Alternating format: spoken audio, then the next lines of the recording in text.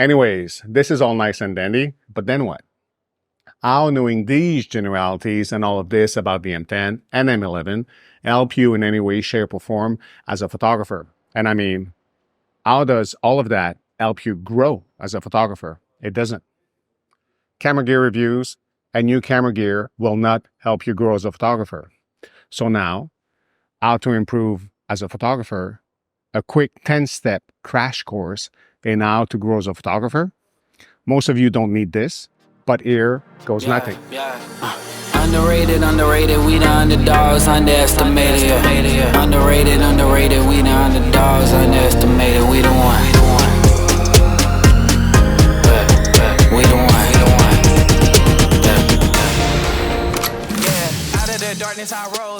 The year I really got better at my composition and photography is when I strictly used an iPhone to make photos. Back when there was only one camera on the back of an iPhone. In 2011, with an iPhone 4S. I always had it on me, one focal length, and I made photos every day with it. That is the iPhone I said was good enough for photography and video. I shared a video on YouTube made with that phone, which reached over 66,000 views in 48 hours. Today, there are 3 focal lengths on my iPhone, and some smartphones have 5 different cameras on the back with the dock. So many different focal lengths is not helping anyone. The year I almost exclusively used a 35mm lens. Last year, the Leica still rim reissue on an M camera was a great year for my photography. I learned how to see the world in 35mm frame lines and how to truly use a 35mm lens. If you only stick to using the native lens on your smartphone and concentrate on your composition, you will grow as a photographer. Forget about shallow depth of field. Everything is always in focus. Only a good composition can save the day. There you go. Creatively, less is more. Good composition will always trump shallow depth of field with a creamy bokeh. Creamy bokeh is what a person uses when they have very little to say. That and a constant background soundtrack makes for watchable content. It's not storytelling, it's fluff. It's just content. It adds nothing to anyone. There's no real tangible value to it. It is visually pleasing, but lacks substance. Good composition trumps shallow depth of field. Having a voice and a vision trumps presets and whatever else you want to throw in the mix. Being able to use what you have now to tell stories trumps I'll get better when I get X camera or X lens. That won't help your compositions. Having 37 different lenses will not help you make better visual compositions. Minimize. That's rich coming from me. I have so many cameras and lenses, it's not funny. Learn from my mistakes. Minimize.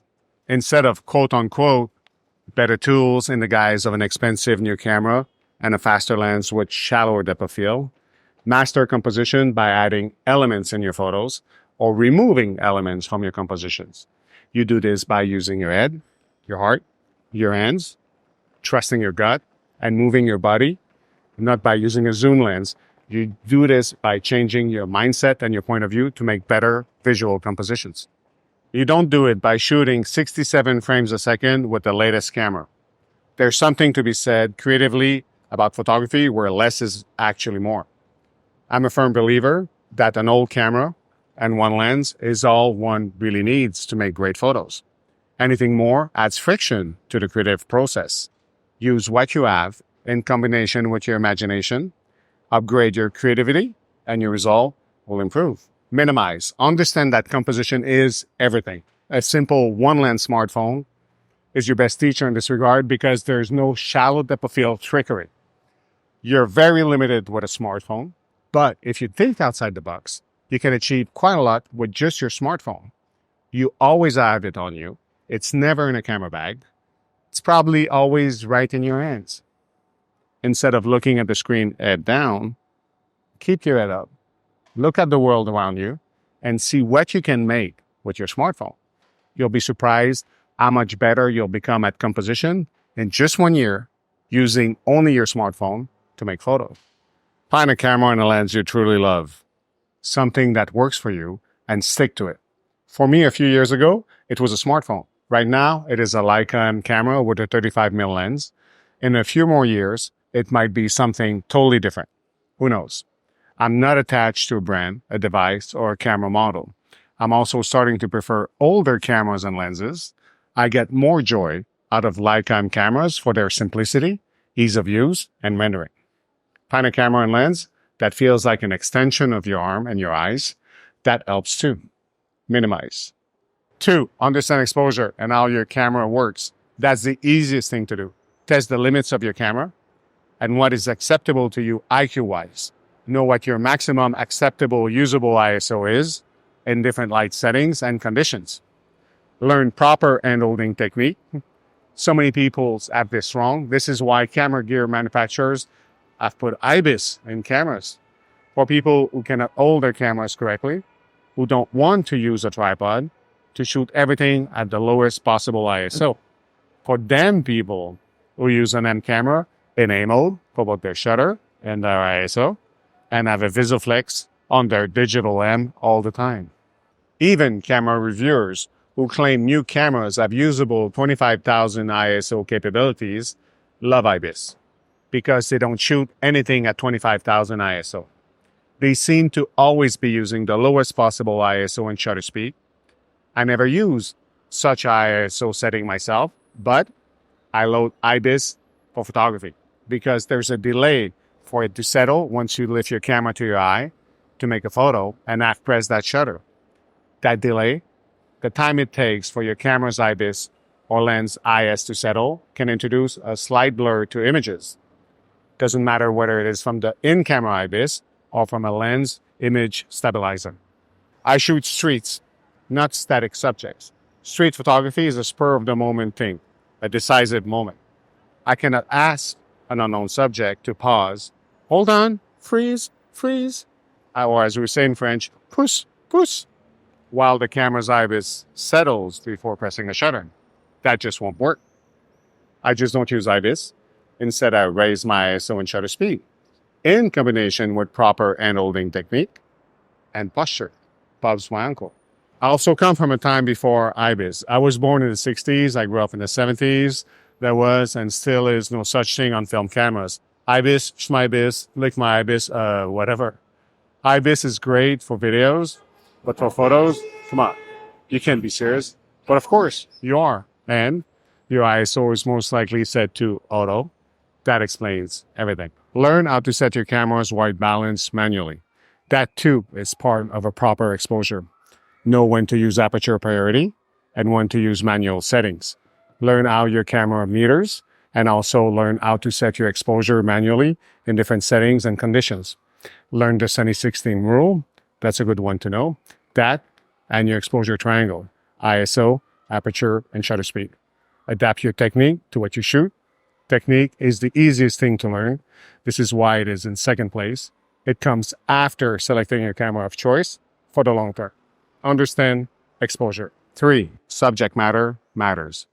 You need to pick and choose what you shoot because you will see what you're looking for. I will qualify our subject matter matters with 3 simple examples. First, think about paparazzi and celebrity photos.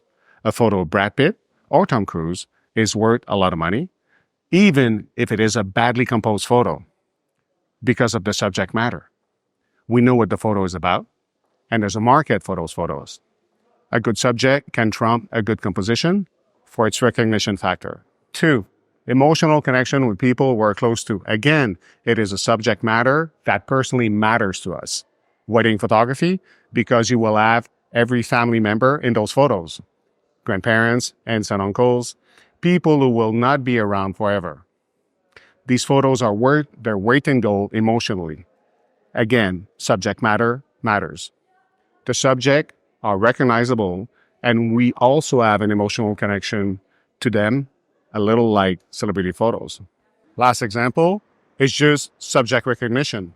I grew an Instagram community at Top Paris Photo from less than 2,000 followers to over 100,000 followers in 8.5 months by mostly posting photos of the Eiffel Tower 7 to 9 times a day for 8.5 months. I kid you not. Everyone knows what the Eiffel Tower is. There is that recognition factor. Celebrities and the Eiffel Tower pretty much universally recognizable by all. Pretty much everyone will recognize what the photo is about. Wedding photos are for a smaller circle of people, but the emotions in those photos, if the photographer is any good at capturing them, these photos will also be universally recognizable and may bring a tear to people's eye or a smile to their face. Make a photo of something you connect with on a personal level for yourself.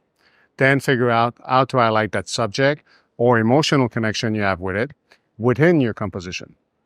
Yes, we're circling back to the composition I touched in my first tip to minimize what you use. Because at the end of the day, composition is everything. You minimize the equipment you use to focus on your composition. You remove friction between you and your subject by keeping it as simple as possible. Same thing can be said about your subject. When you compose your image, whatever the subject is that you choose, focus on and highlight your subject, minimize everything else. You are most likely not going to be making photos of Brad Pitt or Tom Cruise. In most of your photos, the Eiffel Tower will not be part of your composition. And oftentimes, you will most likely not find a well-known monument or landmark to include in your photos. Just think of the 1964 Pulitzer Prize image by Malcolm Brown, a photo which John F. Kennedy remarked on by saying, "No news picture in history has generated so much emotions around the world as that one." The burning monk image. Because the subject matter is so strong, you can't make a bad image of a burning monk, especially in the context it happened. There is a subject and the historical context. It's easy to figure out what an Eiffel Tower or a sunset photo, a celebrity, or a burning monk photo is about, no matter how they are composed. The subject matter is important.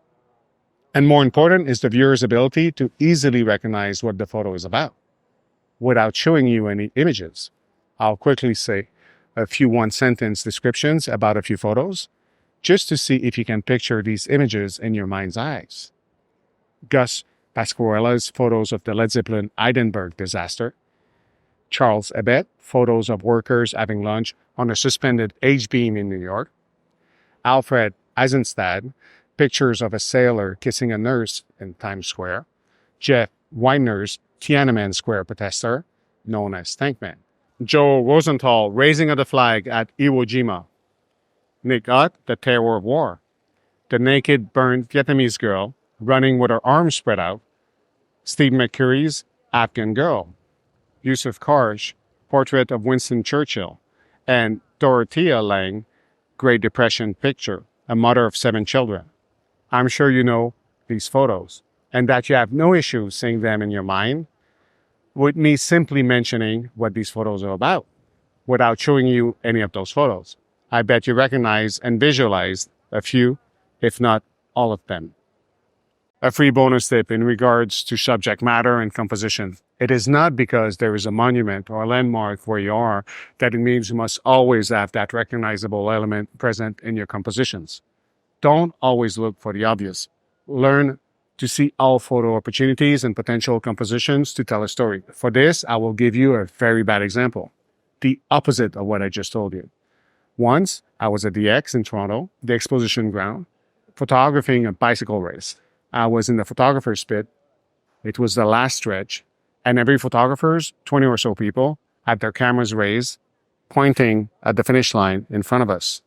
I'm where everyone is, looking at what everyone else is looking at, the obvious, the finish line, and the blank wall on the opposite side. To my right, the CN Tower in the distance. I jumped the fence, ran left in the middle of the track, turned back and pointed my camera towards the finish line, with the CN Tower in the background. I had the best shot of the day, the winner crossing the finish line, made from a lower point of view, with the CN Tower behind the riders, crossing the finish line. It added context. The obvious is in the direction everyone is pointing their cameras towards. Look around. Don't look for the obvious thing to photograph and separate yourself from the herd. Don't be a lemming jumping off the same cliff everyone else is running towards. In a sea of sameness, create, don't emulate. Dare to be different. Have no fear to show some originality. You don't always need context. But this is just to tell you, when you see a bunch of people pointing their devices, smartphones, and cameras in one direction, don't miss the forest for the trees. Look around. There's surely better points of view. Find something different. Plus, there are so many things you can capture, so many ways to see the world. Find your own way to show it. Anywho, it is not because you're at the Trocadero in Paris that all of the photos you make there must have the Eiffel Tower in it. That's all I wanted to highlight. Don't always seek the obvious to include in your compositions. Look, if there is a burning monk moment, do shoot the burning monk. Just don't get stuck at the burning monk. Look around. At any location you find yourself in, there's always something else to photograph, something more. Don't be blinded by and get stuck on the obvious, like a fish attracted to a lure. Instead, open your blinders a little, look around you, and take it all in. There are stories unfolding in front of you, in every direction, even behind you, if you take the time to really look with both your eyes and your heart open.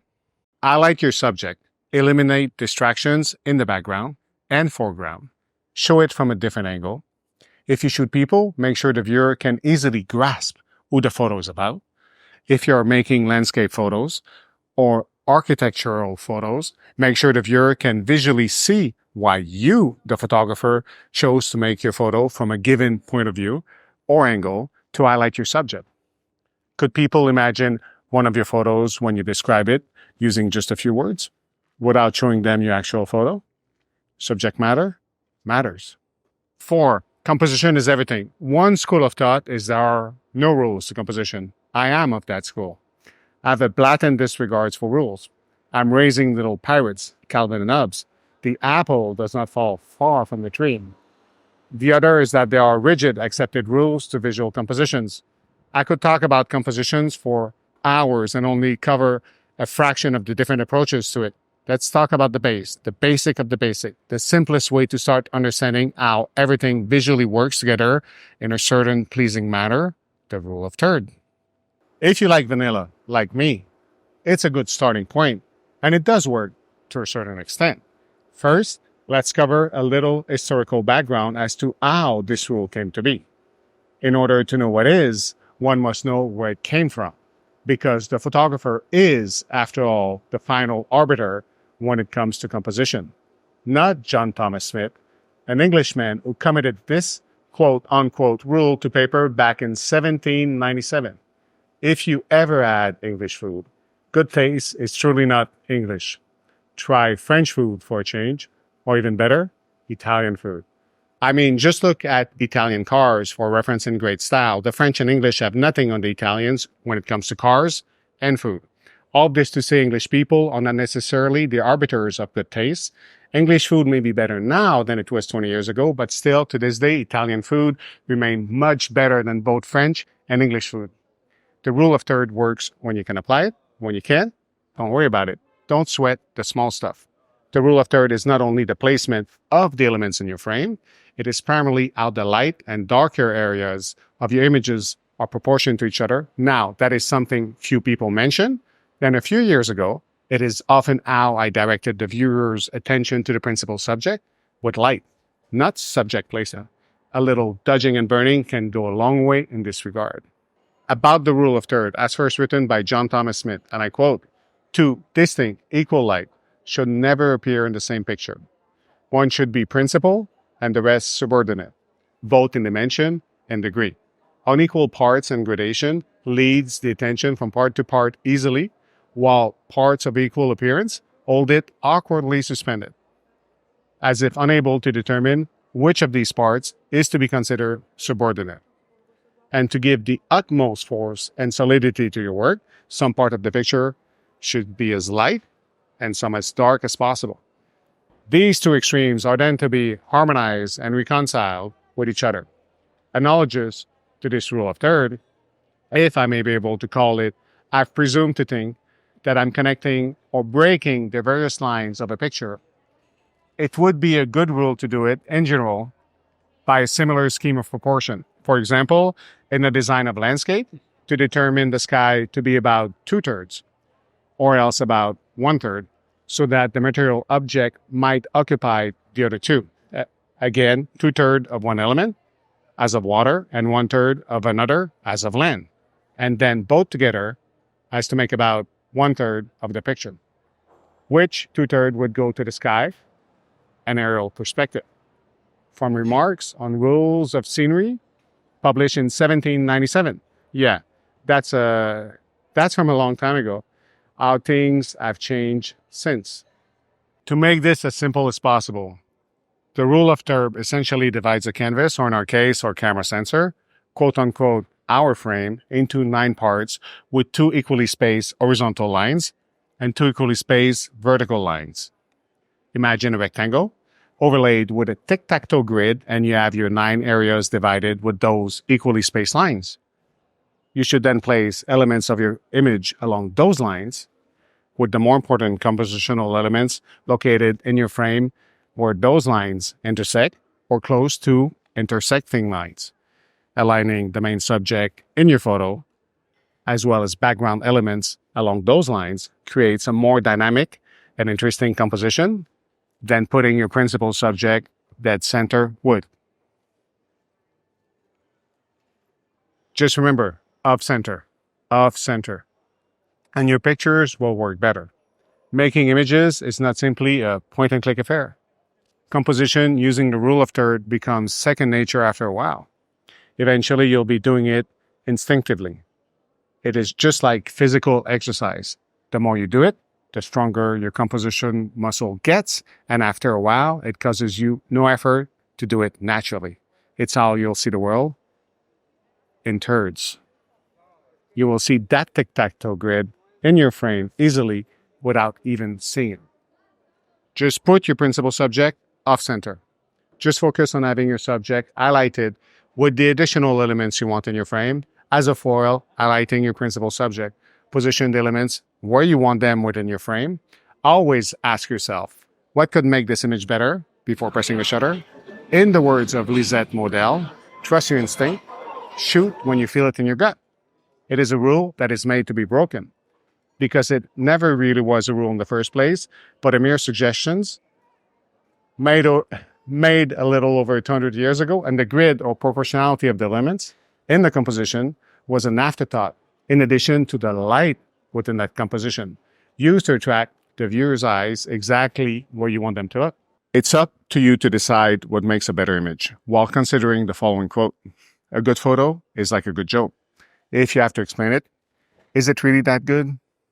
The best tool in your photographer's kit is located a few inches behind your camera. Use your head and think before you press the shutter. If you don't, you'll end up with a bunch of tourist snapshots. Not that there is anything wrong with this, if this is what you like. And at times, a dead-centered subject is the only way to go. It's up to you to make sure the viewer understands the photo in a fraction of a second, without having to read a caption. Composition is everything. 5. To build on this, the best advice I ever had when it comes to photography is mind the background. When I showed my Toronto street photography to Nizam Sultanzadeh, a friend and a professional photographer for over 32 years, I showed him my street photos on an iPod years ago, probably back in 2002, 2003. He said, "They are good, but mind the background." It took me a few months, over 20 years ago, to understand and put that into practice. I kept forgetting the advice in the heat of the moment. Bad habits are hard to break. But it's true. All elements in a composition matter. It can be the background to a main subject. It can also be something in the foreground that partially hides your subject. Some elements in your composition can be distracting and grab the viewer's eye away from the principal subject. Whether it is in the background or foreground, it doesn't matter. At times, just moving a meter to the left or to the right, even moving your camera up a little or positioning it lower, say at waist level, will completely change the perspective. It will change your composition and how the viewer sees and experiences your photo. There's more to it. I could talk for an hour and a half about this piece of advice alone and not even cover the half of it. Just remember to mind the background. That will set you on the right path to better composition. Mind the background. 6, now that I've told you a couple of rules, break all the rules. Learn from different genre of photography. I'll give you an example and tell you a short personal story. According to some, it seems to a lot of people, street photography should be done with a 50mm lens and everything should be shot at 1/500th of a second. That's a bunch of crap. There is way more to street photography. There are no rules to street photography. So if you want to shoot street at f16, go right ahead and do it. Also, if you learn photography like me and you're old school, on a bright sunny day, logically, historically, and in theory, for the best possible results, a low ISO is what should be used. But it doesn't always work that way. This is probably why I loathe auto ISO. I like making photos of people in the street. Over 20 years ago, a lot of my photos were not tack sharp. I was using a low ISO setting, hence my shutter speed was equally low, about 1/500th of a second.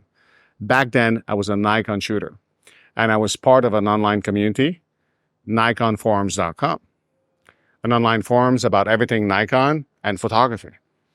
You know are really good at shooting tack sharp images of moving subjects? Birders. The people who shoot birds in flight. There was a get-together of birders in Huntsville, Alabama, organized by NikonForums.com. I booked a hotel, got an airplane ticket, and flew to Alabama. First morning, we're shooting an eagle coming and going from his nest on top of a pole. I was using a Nikon D3 with a Nikon 200 f2 and I think a teleconverter. The guy next to me, Frank, known as Flu, a very generous man with his photography knowledge, was using the same camera. We're both chimping, looking at the images we just captured on the camera's LCD screen. His photos looked tack sharp. As we're standing there in the late morning sun, shortly before lunch, it's bright daylight, bright blue sky with just a few clouds. The sun is high, cameras on tripods. After seeing his images, I asked him, Frank, what are your camera settings? And he answered me with a question. And I loathe being asked a question instead of getting a straight up answer when I ask a question. But Frank is a great teacher, so he asked me right back, what's your ISO at? WTF, I was thinking it's bright daylight, man. It's at ISO 200 like it should be. Screaming in my head, what the duck, man? But I didn't show it. Like an idiot, I sheepishly answered, ISO 200? Why? He replied, that's your problem. My ISO is at 1250. I use a higher ISO to have a higher shutter speed. It was like a light from the hand of God shooting from his giant finger, pointing straight at me to a break in the clouds, shining on me. I could finally hear the music of the spheres. It finally all made sense. Because a few months prior, I made a photo of a glass of champagne in my hand while in Paris on January 31st to email a friend in Toronto to wish him Happy New Year's 6 hours in advance. That was before smartphones and social media. Anyway, I was in Paris at ISO 3200 indoors with a Nikon D300. I'd used in the streets of Paris a few hours before to make handheld photos at night. I'd forgotten to change my ISO back. A few cups of champagne will do that to anyone. No, not really.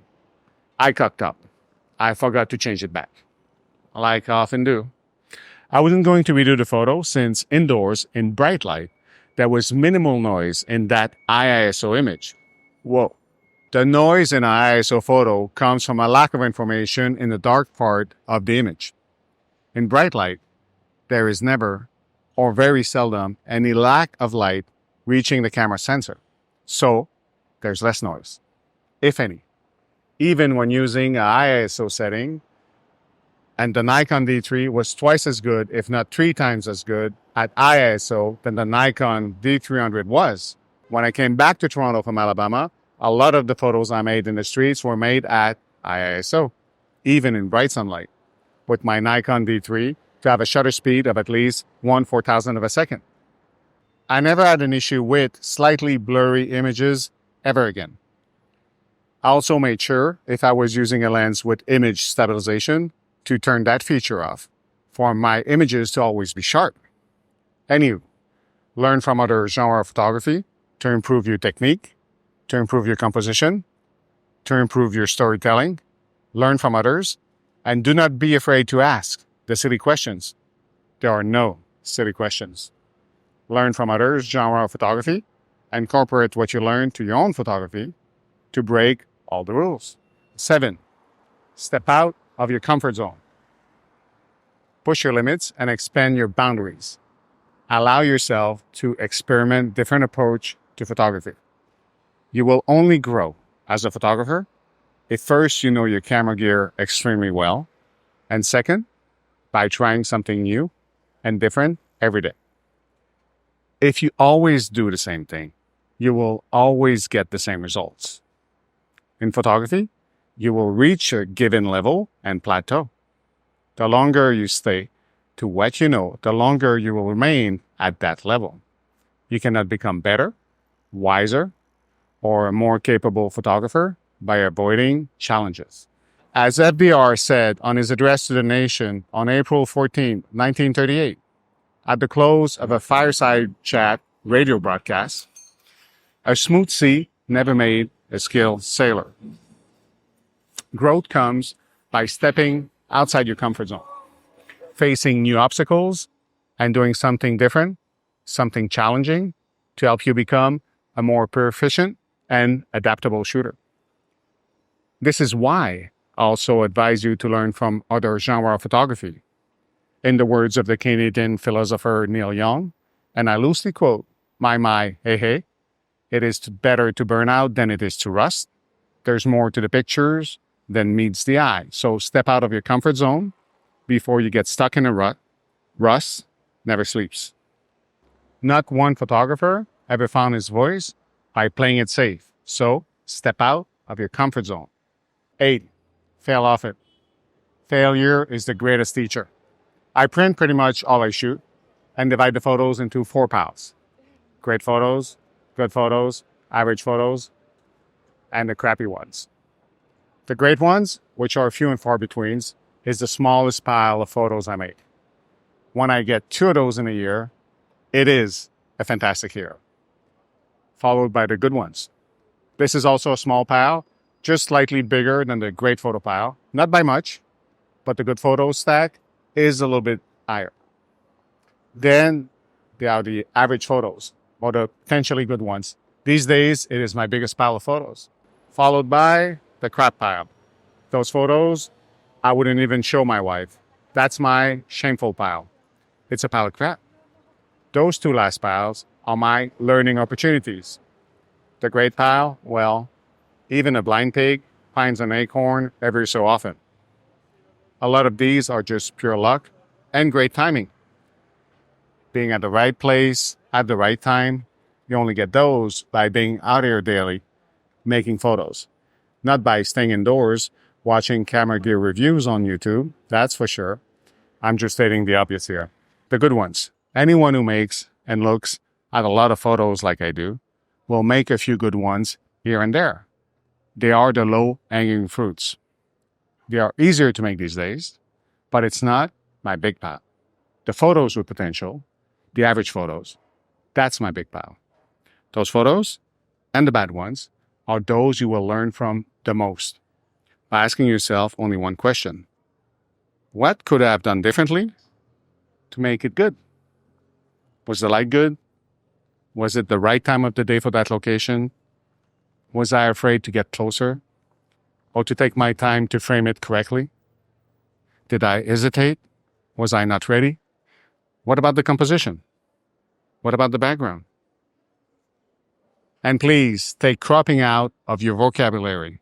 Crop when you need to level your horizon or to correct lens perspective distortion. If that's your thing, that's my thing. Cropping is not a tool you should use as a crutch. If you do that, you will never learn how to properly compose your photos using the entirety of your frame with the lens you have. Once you understand this process, ask yourself each and every time before you press the shutter Am I making a good photo or a crap photo? What would make this photo great? Adjust your composition first, then press the shutter.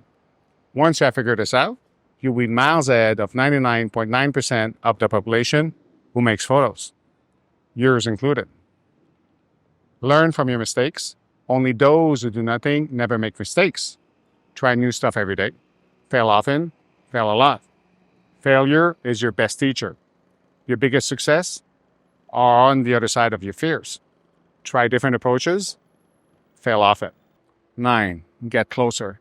Oftentimes, the best way to highlight a subject is by simply getting closer to your subject. It is not always necessary to show everything. On occasion, a good photo leaves something to the viewer's imagination. A truly great photo, not unlike a great novel, leaves you wondering what is, there has to be more. And it's that there has to be more to it, which makes it great, because it doesn't seem final. In every great novel, a part is left to the imagination of the reader. For great photos, same thing. Part of it is left to the imagination of the viewer. It comes back to breaking all the rules. You don't always need to show everything all the time. Get closer, because no matter what medium you shoot with, digital or analog, you get the best possible image quality when your subject is closer to you. I used to make photos of people from head to toe all the time. After a brief conversation with Steven at Steve, STEV on Instagram, about a year ago, I recently changed my approach to how I shoot street photography. That's when he recommended I shoot people in the street from waist up like this to be closer to my subject. He shoots film. You lose a lot of detail of people's facials, feature, and expression when shooting people from a distance with film. You get more details and sharper images the closer you are to them. This ties back to learning from other people in the same genre of photography that you practice this time. From people who have a different approach to it. Even with digital, getting closer makes a difference in the resulting IQ or the image quality. This is also why I say the 3-resolution sensor of the Leica M11 is gimmicky. It is just a marketing ploy. The same can be said about the in-camera crop on the Leica Q3. Nice to have, but really terrible on the overall image quality and your creativity. My first advice on how to grow as a photographer, minimize. Necessity is the mother of innovation. Do more with less. Don't use digital crop. Fill your frame. Stop being afraid, careless, and lazy. Get closer. Finally, 10, the ABS of photography. Always be shooting. Because you're not going to get better by staying home. Push yourself to make photos every day and go out there. Make a lot of photos while you're out there. Most of my good photos were made on days I forced myself to go out there and make photos, even when I really didn't feel like it. And also, I can't tell you how many times I expected the worst weather and prepared for the best. By going out in less than ideal conditions, many times I had a lucky break in the clouds, parting at the right moment for just a perfect photo. You cannot make these photos if you stay indoors with your appliances. You will surely miss all of these photos when you're sitting at home watching the latest and greatest camera gear review on YouTube. Go make photos in the rain, in the snow, on a bright summer day, midday, when the light is harsh. Don't only stick to perfect conditions. If you always go make photos in one kind of light condition and weather, you'll fast become a one-trick pony and grow stale. You will plateau and get stuck in a rut. Russ never sleeps. Make photos every day. On days when I'm working on admin and planning a video, such as this one, typing, rereading, reviewing, and rewriting, I still make time to make a few photos of my kids and my wife, at times even at the dinner table with a flash. Not something I usually do, but it keeps me practicing. It keeps me seeing and constantly looking for photo opportunities. ABS, always be shooting. Always have a camera with you, and don't ever hesitate to make a photo. Ever. Force yourself to go out and make a few photos every day. Force yourself to lift your camera to your eye when you see a potential doozy and press that shutter. Never worry about what other people are thinking, especially these days when pretty much everyone has their eyes riveted on their smartphone. People are oblivious. They don't care. In the words of another great Canadian philosopher, Wayne Gretzky, you miss 100% of the shots you never take. ABS, always be shooting. In conclusion, to tie it all back to everything I covered, first, you can't make photos watching camera gear reviews on YouTube. Before pressing that shutter, always keep in mind that a good photo is like a good joke. If it needs to be explained, is it really that good? All in all, the M10 needs no explanation. It's simple. I get it. The M11, not so simple. It needs explaining. Is then the M11 really that good? You now know why I have all M10 cameras and not one M11. Keep it simple, minimize, understand exposure, understand how your camera works, understand its limits. Subject matter matters. Composition is everything. Mind the background, break all the rules, step out of your comfort zone, fail a lot, try new approaches, fail often. Failure is the greatest teacher. Get closer. You don't always have to show everything in the scene. And finally, ABS, always be shooting. Practice makes perfect. This is how this blind pig, me, finds a decent acorn every once in a while, by being out here every day making photos.